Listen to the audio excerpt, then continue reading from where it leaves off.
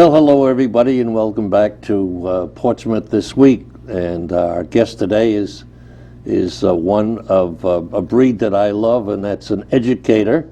She is the associate principal at Portsmouth High School, Paige Kirwin-Clair. How do you like that one? Welcome to the program. Thanks very much. Happy to be here. You are employed by the school department for a rather interesting task. First of all, how long have you been in Portsmouth? This is my fourth year at Portsmouth High School, although when I first moved from private to public education, I did a year at Portsmouth in the behavior support program. Would you call it? It was the behavior support program through the okay. regional special ed department. Okay. And before that, tell us a little bit about your background. How did you get to this point in your life? Educationally, I mean. Well, that's a good. So I went to Rogers High School and then Providence College for my undergraduate. I lived out west for several years, about 7. And then when I came back, I got my master's at Roger Williams, and then my advanced educational CAGs from University of New England. Wow. Yes. That's a pretty. You get some good baggage there coming Yes. to Portsmouth. So. They're fortunate to have you with such a variety of skills and experiences. Now, your main goal is interdisciplinary and curriculum development. So let's chat about those. Talk about the interdisciplinary. I'm sort of fascinated by that concept and my understanding of it, which is different from your understanding. Right. So why don't you tell us about what you do when thinking about the curriculum and our school community and our exemplary faculty, we know that everybody comes with a lot of great skills. Particularly at the high school level, that doesn't always get translated to their colleagues. So all teachers in their schedule have a time, sometimes it's called common planning, we call it IFG, which is instructional focus groups, where for instance you in the math department, maybe you all teach Algebra 1, would have an opportunity to meet, talk about your students, your curriculum, perhaps your testing data, and how that's going to inform your instruction moving forward with individuals and with groups. So when we were thinking about the curriculum this year, I was trying to find a time where faculty from different departments would have that same opportunity. So in looking at that, we have 8 periods with a block schedule. So on A day, it's 1 through 4, and same for B. So we looked at a master schedule by semester for when those times where those teachers, whether by department or cross-curricular, had that time off, and scheduled them each for 1 block a month, so it could range, depending on who's off, from maybe 10 to 15 faculty members at a time, and then I facilitate that. So this past summer, I was looking at what kinds of themes we wanted to focus on as a school community, and things that we wanted to learn from one another. So I really believe that the strongest component of education is building relationships and building community. Everything else comes from that. It sounds like, I guess years ago we would have like workshops where somebody from the outside would come in and talk about different strategies for teaching science or math or social studies. Now it sounds a bit like Portsmouth recognizes that there's a lot of that power right there in the building, and it would be useful to share it. That's exactly it. I think there's still a lot of... Do I pass? You do, you absolutely do. You can come facilitate if you like. I think there is a real need for having teachers identify what professional development is most beneficial for them. But again, that's a real specific thing. That's someone from the outside coming in, and it's sort of a one-off. They come in, they teach you about questioning strategies, and then they're gone. So how do we ensure that teachers have the time and space and to practice that? And then really, if you're working with colleagues and you can work collaboratively, I might be able to say, oh, I ask questions, or I might not even recognize how I ask questions to students. And what's the outcome of that? So I'm asking you a yes or no question. Am I really engaging the student? How am I assessing what they really know? But if we work together in a group of, say, 10, and we look at questions and say, how are you asking that in the math department? Maybe that looks a little bit differently than how I would ask in the art department. But there's so much to learn from one another. So identifying over the course of the year that we're going to be meeting once a month, what kinds of things do we need to learn about? What kinds of things are we interested in learning about? So like formative assessment. Assessment's a really big thing. So that is, for instance, that there's two kinds of assessment. Well, there's all kinds, but formative is I say to you something like an exit ticket, or just in our conversation, I say to you, could you please share with your neighbor what it is that you think we're learning, and why are we learning this? And then that's very different than sit down and take this test. So I think for teachers, it's really important to have that time to look at our strategies, our instructional practices. Does that do teachers from the same department interact under this program, or is it necessarily people from different departments getting together? So in these groups, there could be several from the math, there's about 10 to 15 in each group. This does not take away from their common planning time where they do meet with just their department, because there's certainly a need for them to have those really tight sort of instructional practices and time on their particular curriculum. This is really to open our eyes to what else is going on in the building and what can we learn from one another. What I was asking was, let's say there's a department of 6 people. Does your program get people from the department together to see what strategies each is using in class so they can benefit from that? Or is it always outside the department? No, it's both. It's both. Yep, and then we sort of recap on what do you think we've learned.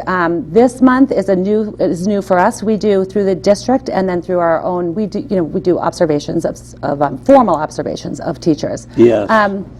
But we do instructional walks through the district. So, for instance, the admin team from all of the different buildings, we meet twice a year at each school with a focus goal of student engagement, for instance, is one that we recently did. And then the principal of that school sets up the schedule, so all the other principals come over for the morning. It's usually about 2.5 to 3 hours where we look at a problem of practice and then visit some of the classrooms and come back and give objective feedback of how they're doing and our strategies to help them do that better. So we're now doing that in our school. Do you find that the strategies or the approaches differ from each subject? For example, would math teachers tend to be a little more cut and dry because math is math, compared to literature, which has interpretations and subtleties that are not as easily tested and corrected? Do you find that people benefit from seeing these different approaches, and is there any crossover? Absolutely. I think that it's really out of your comfort zone initially. When we meet together, I think sometimes you certainly try and you notice that people stay with the people that they're comfortable with, who might have the same sort of systems thinking. But once you open that up to relationships, building relationships with each other across the building, I mean, it seems it's not a huge building, but the Modern World Language Department is pretty far away from the math department. And giving them that opportunity through community gatherings, or in this case, learning what works in their class and how do they do things and their approach, I think is fantastic. It's enlightening, and I think really empowering for the teachers to see the strengths that we have within our own building. Yeah, well, let me ask you this. Do they ever appear as guest teachers in other departments? Did you ever have an English teacher try to teach a math lesson? No, but that would be great fun. I'll see if there's any interest. Or vice versa, somebody especially in the manual arts, art and well, it used to be industrial arts, is Technica. What is it now? Well, we have a lot of CAD and computer science. Yeah, a lot of it. So there could be, it's sort of an interesting blend, and How old is the program now? How long has this Well, been it's not, going it's on? really just looking, I just started it this year. Oh. So everyone always wants to know the data. Is it working? Is it successful? And you could ask 10 people from 5 different departments and you might get 10 different answers. Oh, yeah. But I think that ultimately, when you're celebrating people and you are allowing time to learn from one another, you really can't go wrong. I think that we could probably focus it, more as we move forward once the teachers have the opportunity to identify what their needs are. But this is sort of just breaking out of the box initially because it's not something that's been commonly done. When I spent some time with Mr. Amaral, your principal, years ago, we talked about the changes in education, and I always remember this. He said that education today is so data-driven. Absolutely. And so that brings us, when you're trying to evaluate this program, it doesn't lend itself to, well, I guess you could do some kind of attitudinal thing or check boxes, sometimes, always, never, and so forth. But mostly it's anecdotal, and that's the way it has to start, right? Yes. And I guess you get a measure of the success of the program by you talking to teachers yourself and being present when they're talking. Absolutely. Yeah. Well, And the data part too, I think, I love that you brought that up because everything is based on data. But sometimes we're so inundated with the data that you get stuck in that. So one of the things that we did earlier in the year in these interdisciplinary groups was look at our data. So we looked at several sources of data. The survey works, which is really from the parents, the students. Are they feeling connected to the school? Do parents feel supported? So we looked at some data that was oftentimes hard to read. What are our scores for the advanced placement exams? And how do they correlate to the grades that they get in the classes? What are our PSAT scores? And what strategies can we put in place for that? So those kinds of conversations, when they're cross-curriculum, can be really powerful, but I think we have to make sure that people are feeling comfortable in looking at this data. And then what does it translate to? you hit it. Having worked in the, I was going to say industry, in the field, I know that there's teachers tend to be sort of protective of their realm, the classroom, and so your program seems to invite taking the walls down. Yeah, that's exactly the goal. And say we're all in this together. Yeah, you have different backgrounds and different subjects, but we have things to learn from one another. Absolutely. If we have the time. And that's well, it's an interesting concept and one that is sorely needed if that's what the district wants. And a lot of this you mentioned earlier to me comes from the state. The state has all these priorities that come sailing down to the local, and I think it's one more way that everything just feels so high pressured and high stakes, and kids are looking at their future, whether it's college or career ready, whatever their choice is. So we want to provide opportunities for all students wherever they are and wherever their interests lay. But you're looking at so many different components of supporting students, and their world is very different than what ours was. So they still have a chance to grow up. well, I don't know. Sometimes I feel like they give that up when they leave middle school. But with social media, we now have, even with our Chromebooks, so we're moving towards that one-to-one. So that's a real shift too in your teaching methodology, and there's a lot of professional development that comes with that as well. So I didn't start this program, but a couple of years ago, our technology integration coach started something called a Pineapple Classroom. So what this is if you feel comfortable and you've tried something like a really great instructional strategy using technology, you put up like this pineapple on your door, and that invites other teachers to come in and maybe learn a tip or a technique or how you do that.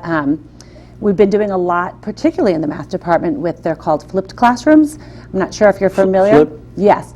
And I was a little bit initially skeptical only in that this is what you really do. So like the teacher will do his teaching, his lesson or her lesson and videotape themselves. And then the student watches that at home with the examples done out and the video. So the teaching, it looks like, gets done on the child's time at home, and then they come in the next day, and now you really get to do the real teaching part. What have you learned? What do you still need help with? Do these practice problems, work in groups or individually? So when you first hear that as a parent, that can be a little bit scary. Wait, they're not learning this in the classroom? But in reality, the success of it is phenomenal. It allows kids to stop, to go at their own pace, to practice on their own, and then come in ready to say, hey, I get this, or I need you to reteach it, or... So those kinds of things, there's just all those little minor shifts have become... That's always such a joy when you see a student's face light up. Right, yeah. The old aha. Absolutely. You know. And that's what teachers are looking for. Archimedes in the bathtub, you know, aha. Talk a bit, Paige, about curriculum. Curriculum is a word I find sort of bandied about. Yes, our curriculum this, our curriculum that, but does the public have a good sense of curriculum in your operation? I think it moves so quickly. So with the state and the pathways and so they're the career technical pathways. So at this current time we have 4, they're called CTE programs. So we have the child development, the digital video. In fact, we started a new one this year. Slow down. Sorry. It's exciting stuff. CTE, what is that? So that's the career and technical education. Okay. And you said you have 4 of these, like... They're really called pathways. Pathways. Yes. So I feel like that can be a little bit overwhelming for families. And again, it can be an additional stress for instance, a freshman coming in who's just brand new, and it's a huge transition. And to them, what we don't want to say is pigeonhole them into, oh, you like digital video production, and you have to do that. So what we're trying instead is each pathway, and these are approved by the state, so the students leave there with a certification in whatever area. This must be a challenge for the school counselor to say, oh, you're following CTE pathway. Here's a bunch of courses that we have at the school, like a menu. Yes. We got to choose these that impinge on that pathway. And you don't want to... I remember years ago one of the problems with that was locking people in. In other words, you're a business student, you're you work with your hands, and the student was locked in for 4 years and didn't get a chance to explore. But that doesn't happen anymore, right? I think it happens a lot less because there isn't that tracking anymore. This provides, we have a lot of opportunities for students as freshmen to come in, and of course there's your core subjects that you're going to take. Yes, right. But there's a lot of really great creative and rigorous electives that they can take. So, like for instance, if you came in and said, I want to take Child Development 1, I want to learn about how how babies develop and all of those different phases. You could take that as a freshman and then say, that's not for me. Right. So you wouldn't move on to the next level in that. So each of the pathways has 3 courses that are required, but then in addition, there's electives. So they have the opportunity to decide where they want to take this, or even if they do. But that will now provide students the opportunity to say, wow, I can really dig a little bit deeper into an area rather than just taking core classes. Yeah, that's. I'm always reminded on this topic of a superintendent that I worked for some years ago, whose counselor said to him when he was in high school, well, you work well with your hands. You should go to Voc school and blah blah blah blah. That person left the Voc school, got a degree, got a master's, and became superintendent of schools in a district. And he often tells this story about counselors sort of that was then. That doesn't happen as much anymore. You mentioned something, you mentioned a word that I'm not familiar with, and that's the certification. If you go the CTE pathway, you get some kind of credential, Yes. some kind of document? When you finish the program, and that would suffice as like your major graduation requirement for you, would be, but in addition, you leave there with a certification in whatever field. It's addition to the diploma? Yes. So at graduation time, people are getting a diploma to indicate they went through 4 years of school in a track. But if they were in a pathway, they would get a separate document, or is it included? It really comes from the state. So. It comes from the state. Right. So we have all of the, like for instance, with the child development, so they would have, it's sort of like not your license to teach. Obviously, that's a much more involved process, but you would have a certification from the state for early child development, so they could work at something like a countryside. Oh. Yeah. Wow.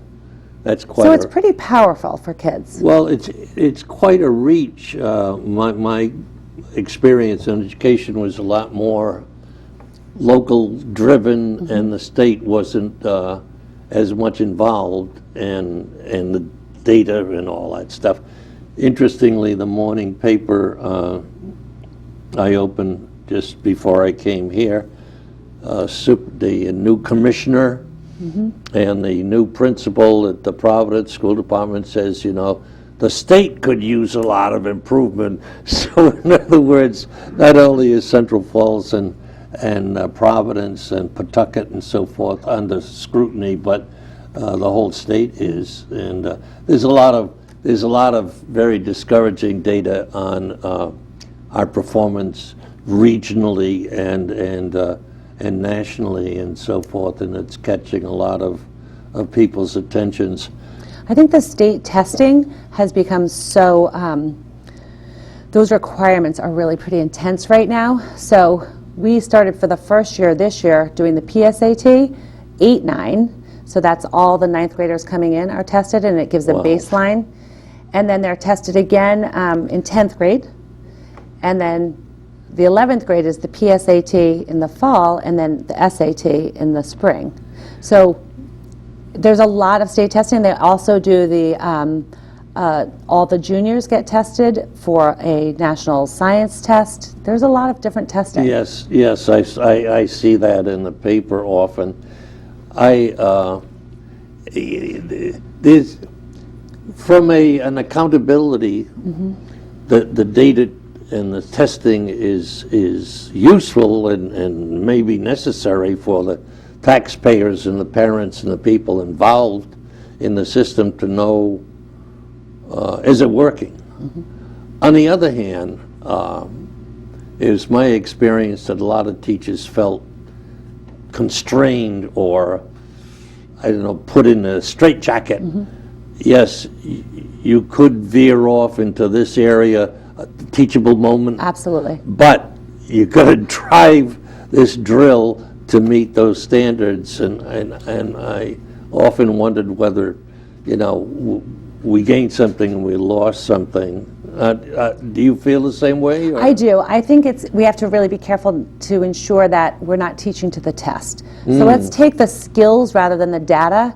And I feel like our teachers and groups of teachers have done a great job this year in looking at what are the skills that we're assessing, rather than here's how you take this test. And so once you embed those into your classroom practices, if we're looking at skills, they really should be able to be embedded into any lesson that you're teaching. But giving teachers the time to look at where did we do well and where are we struggling, and that's really looking at question analysis, which can be very time consuming. And unless it's relevant to both students and teachers, we know that unless I was interested in what you're trying to teach me, I'm probably not going to learn it.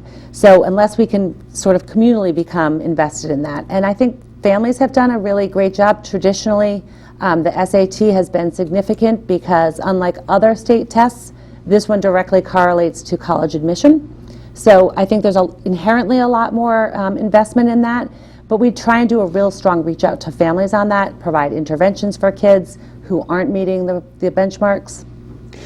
It's interesting that many colleges are starting to de-emphasize the SATs in an effort for diversity and wider reach.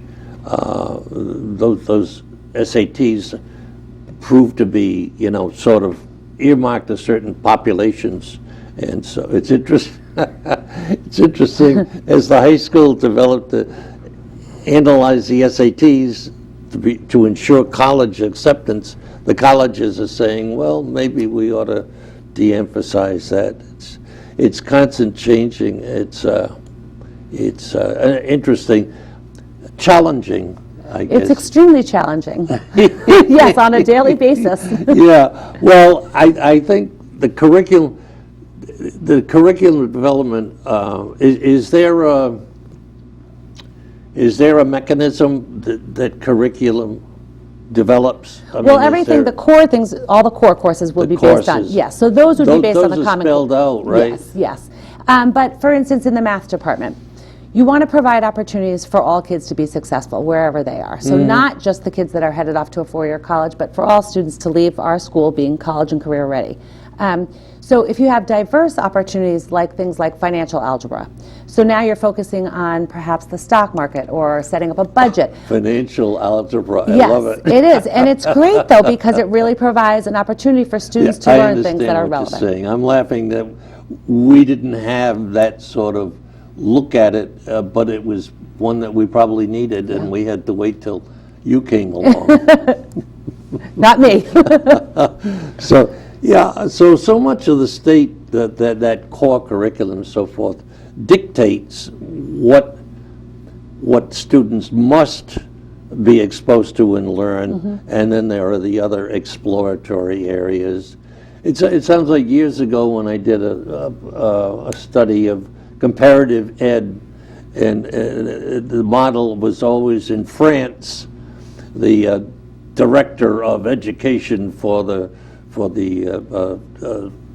country of France would say, "What time is it? It's 11 o'clock right now. Everybody is on page 24." And it sounds like we're sort of going that way. Okay, I see our time is coming up to a close. Is there anything you want to leave the audience with in terms of what you do or what you're trying to do and so forth? I think that we just need to remember that all of our students are individuals that come with a lot of strengths, and rather than, like you were saying, putting kids, yes, there's things they have to do in order to graduate, but really providing students the opportunity to be their best selves by giving them opportunities to explore different areas. That's a great breakthrough. I lived in an era of education where people were slotted into groups, tracks, if you will.